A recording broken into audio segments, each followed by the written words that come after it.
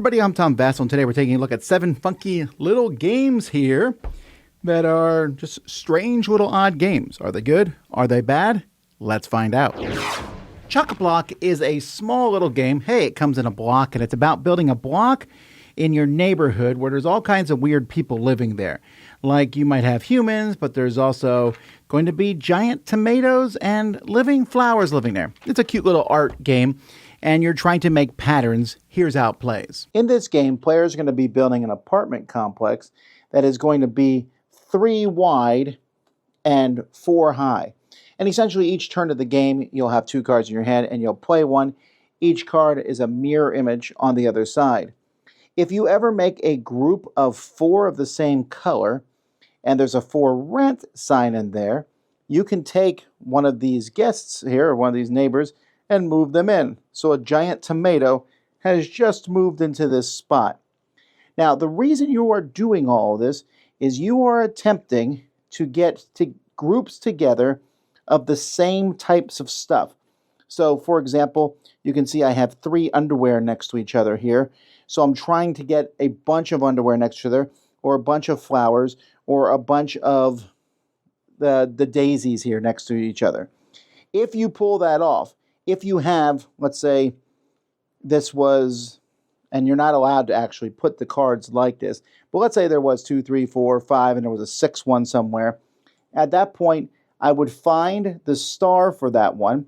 There's an 8, a 10, and a 6 for each one, and put it there to show it's going to score me 6 points at the end of the game. A group of 4 will score you 4 points, but only one person is going to score a 6, 8, or a 10 grouping of each of the different types. When everybody has built their 3x4, as you build these up here, then you're going to count up all the points, and whoever has the most points is the winner. This game's too constrictive for me to really like it. You only have 2 cards in your hand.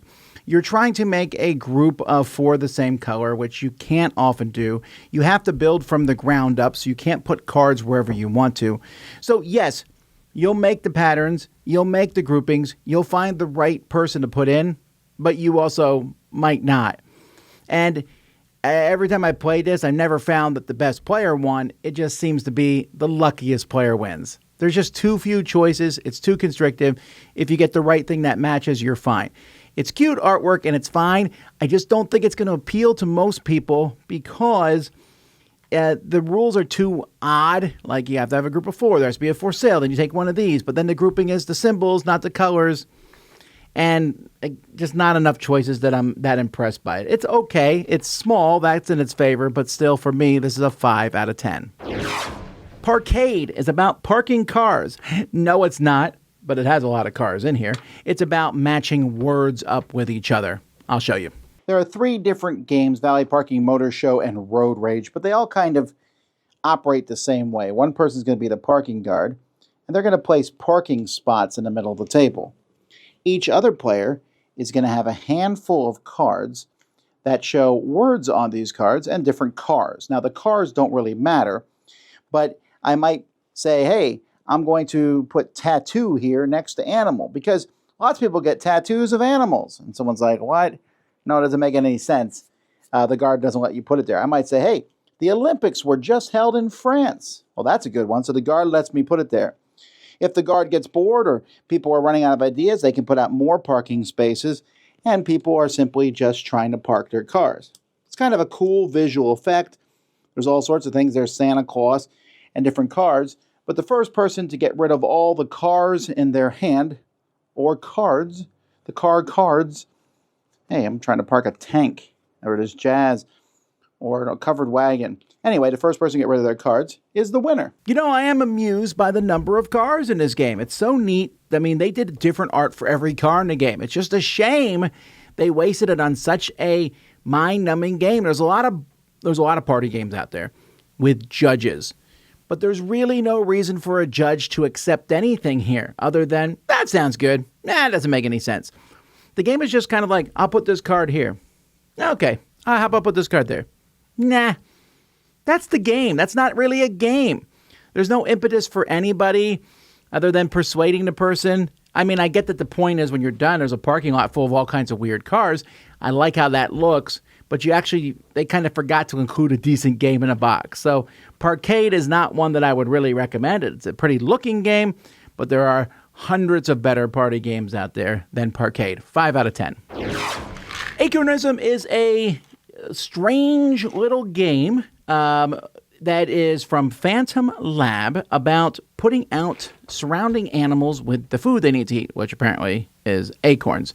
It's a domino-esque style game. Here's how it plays. Each player has a certain type of leaf, and you'll have a certain number of leaves that you're going to use for scoring. You'll start with a tile in the middle of the table, and on a player's turn, they'll have some tiles in their hand. You place a tile. It doesn't matter how you place them, except acorns touch animals. You can't have animals touching animals. And the entire grid can't be more than 8 by 8. Now, as you surround animals with acorns, you can see this one here is 7. If I put an acorn down, there's 10 acorns next to this, and I'm the one who finishes it, I put a leaf on it. In fact, you can't even put something there that doesn't finish it. So, for example, I couldn't put this one here with none, because that's only 8. That's not allowed. And the outside of the grid doesn't count either. There is one tile where you can basically say whatever number of acorns you want to fill something in. And then you draw another one.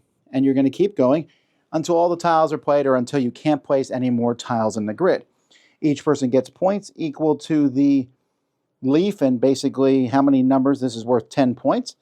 And whoever has the most points at the end of the game is the winner. Oof. There's so many bad things about this game. Nice components, nice tree leaves, so I give that positive. And there's an interesting idea. I think this could be developed into a good game, but for now, I'm giving it a 4. There's a couple reasons why. First of all, it's too restrictive on how you place the tiles. You're going to find pretty quickly most tiles can't be placed. You're trying to surround something, and this one has too many acorns already, or not. There's nothing else that can go there. And it's weird that the animals that are up against the walls of your imaginary 8 by 8 grid can't be finished. Such an odd thing. But that's not the problem. The problem with the game is it's like when you were a kid and you played the dot game and you drew lines to complete the box. No one draws the third line. Why? Because then someone else draws the fourth. So you just keep going around until someone's forced to draw the third line. Same thing here. No one's going to put the third domino next to an animal unless you have to, because then someone else is going to finish it. That's such a bad idea. And that wild tile that can be any number of acorns, that's clearly better than every other tile in a game. But only one person's going to draw it. Yeah, this one's bad all over. Acornism, 4 out of 10. Snatch It. Hey, this animal eats that animal, which eats that animal, which eats that animal. An interesting card-laying game here from Heidelbar. Let's take a look. Players are going to take turns. You'll simultaneously put some creatures in the middle of the pond. And you're going to have a handful of cards that are numbered from 1 to 6 in 2 different colors, orange and purple.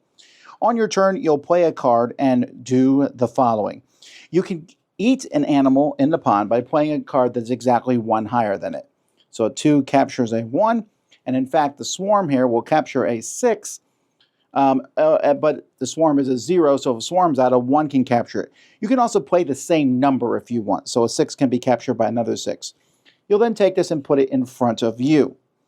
So maybe another player, they're going to take this 6 over here, and we'll go around the table. Now, you can steal a card from somebody else. If you steal, you can put it on there and capture theirs. However, if they have a card in their hand that they can then immediately place on top of that one, they get to keep the stack, and you get to draw a card for, I guess, attempted theft. Now, if you can, let's say you have a stack in front of you, so earlier maybe I captured a stack that's a 6 on top of a 5, and then you can use that stack to capture a card in the middle, then all those cards go face down and they are safe. This is good because when the pond is empty or someone's hand is empty, there's a stork phase. Everyone's going to take a card, reveal that card, and any face-up cards that match that color are discarded. You'll keep going until you get to the end of the game.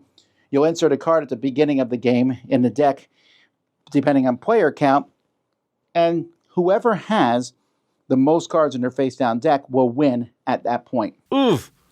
I wanted to like this game. The idea of playing cards to catch things is interesting, but this game is, I think, lower than Uno in its level of just meh, but it also has too many rules. I mean, there's a whole section in the sheet that says a 2 goes on top of a 1, a 3 goes on top of a 2, a 4 goes on top of a 3, which I guess some people might have trouble with.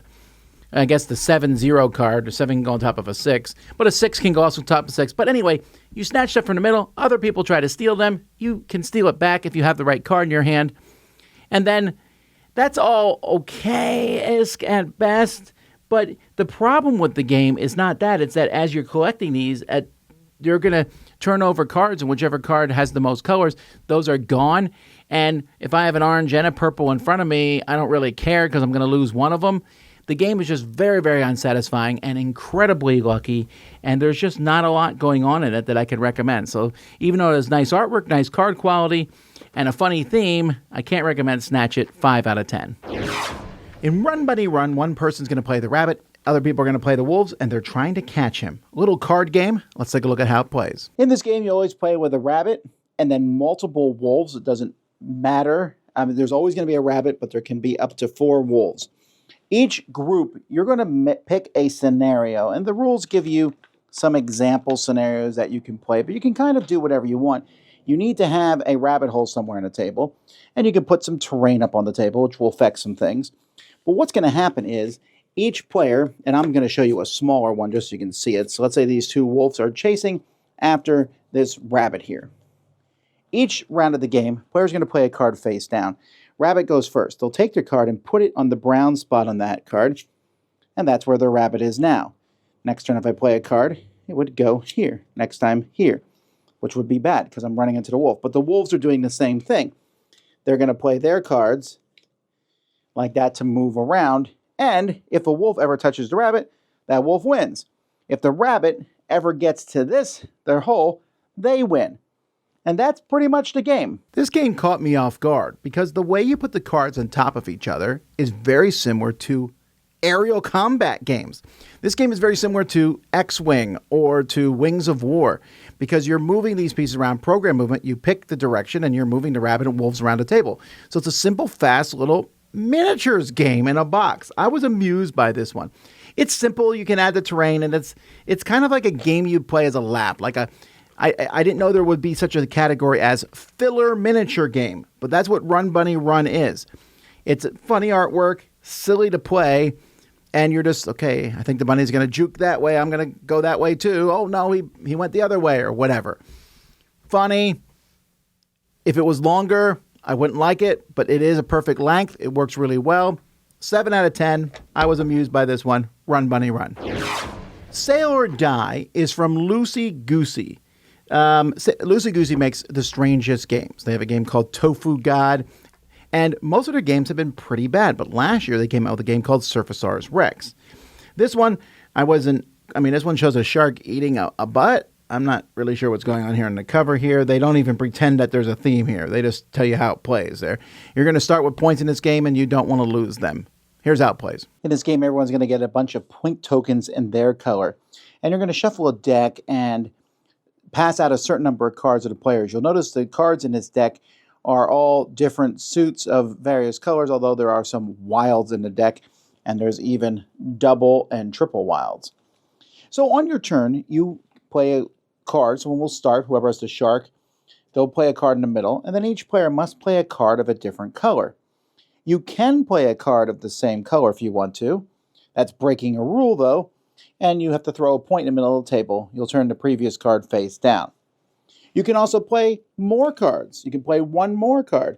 If you do that, you turn all the cards face down, but again, that's breaking a rule, so you pay a point. Now, at any point, you can drop anchor on your turn. If you drop anchor, you put your cards down, and you're out of that round, but any points that you've paid, you get back. The last person doesn't get their points back, and they're gone forever. And that person gets a shark and starts the next round. Everyone picks up their cards and keeps going. If someone gets rid of all the cards in their hand, the round will end. And that person gets no points, but everyone else will lose a point for each card that is still in their hand. So you are going to play 3 rounds total, and then whoever has the most points left over at the end is the winner. This is such a weird game. And again, Loosey Goosey Games makes weird ones. But this one works okay. you are trying to, it's like a card shedding game. There's a lot of card shedding games where you get rid of them. This one has no numbers, just the suits. And so you're throwing them out. And so you have to decide, okay, I'm going to throw out these cards, which I have to pay a point for, but I have to realize everyone else might then immediately pass and I lose those points. But then I get to start. So then you got to start at the bottom. You always start with one card. So if you have 3 of the same color, do I wait till someone else plays 2 and then throw them out? Or do I play one of those and then when it comes back around my turn, then I play 2? These are not Mensa level decisions, but they are intriguing and interesting. And it's a very, very short game that kind of turns the idea of a card shedding game on its head a bit and has some weird, hey, get rid of points. So I enjoyed this one. A 7 out of 10. That's Sail or Die. Fart and Furious. I instantly wanted to get this name based on the name of this game. In this game, the very moment the door shuts tight, a rumbling sound breaks the silence. The atmosphere suddenly intensifies. It's as simple as that. An eye for an eye, a toot for a toot. Yes, I know, lowest common denominator, but Fart and Furious is a game in which you're all in an elevator farting and trying to, well, let me just show you how it plays. In this game, everyone's in an elevator in a building. It's just a score track. And you need to be the first person to get to the bathroom in a short game or a long game. And how are you going to do that? Well, each round of the game, you have 5 cards that you can play. You're going to play one of them face down and reveal it. You have breathe, focus, exit, fart, and hold your breath. Focus simply doubles the next card you play. You leave that face up. Fart, well, you're going to go up 1 for each person who breathes in your fart. So if someone breathes, or if somebody is just focusing, you're going to go up 1 point for each of them. Breathing, you go down 2 points if someone else farts. However, if nobody farts, you go up 3. And again, remember, this is all doubled with a focus. Hold your breath. If someone farts, you go up 1 point. And if no one farts, you go down 1 point.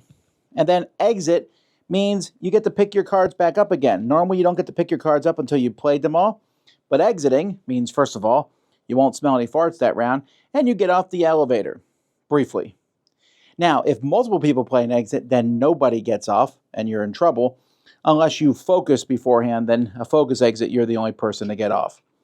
And that's it. You just keep going until someone gets to the top. There is also a bunch of cards that you can play to give you special abilities. Maybe you want to be the boss, or you want to be the trainer. When you hold your breath, return your hold breath from your discard pile. Patient treats a number of fart cards each round as if it was -1, the patient. Things like that.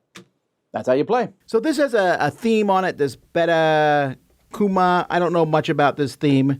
This is from Siam Board Games, so I'm sure that folks over there would know more about these cute little, well, weird little bears with these very thin bodies. But anyhow, the game about farting are very, very funny. Playing cards simultaneously and reveal them, I also really like. There's a lot I like about this game, and I laugh a lot while playing it, but it's just shy of the mark. I'm giving this one a 6.5. And the reason why is because it's just too cumbersome and too confusing for the cards. I mean, when you go through the rules, there's only 5 cards, and it should be really easy to explain them, but so many times people go, okay, so this card got played, so what happens? I go, okay, so if you fart, then if any player played breath, focus, and unresolved exit, you get 1 point for them. If you don't get any points, you lose a point. If you breathe, if there's no fart, you get 3 points. Otherwise, you lose 2 points. And the symbology doesn't help keep that there. The best thing is breathing. If you can focus breathe at the right time, then you get 6 points. The problem is if you focus, other people are like, well, now he's going to breathe, probably. So I do like the kind of outthinking the other players and everything, but it just feels random. I think the biggest problem is it causes you to lose points almost all the time. So you gain some, you lose, you gain some, you lose, you gain some, you lose, and finally someone wins and everyone goes, whew, it's too long for what it is. And it's not long. It's like 15 minutes, 20 minutes, but it feels like it should be 5. It's just missing a little bit of something, a little bit more development. I don't mind the theme. I think the theme is silly and fun, but like I said, just shy of the mark. That's Fart and Furious. And there you go, folks. 7 little games. Have you played any of these? If so, tell people what you think about them in the comments. You might like them more than me or less than me. My favorite in this group is the Run Bunny Run. That really kind of came out of nowhere to surprise me. That's just how simple that game was. Well, anyway, thanks so much for watching the Dice Tower. Until next time, I'm Tom Vasel, and you've been watching 7 funky little game reviews here on the Dice Tower.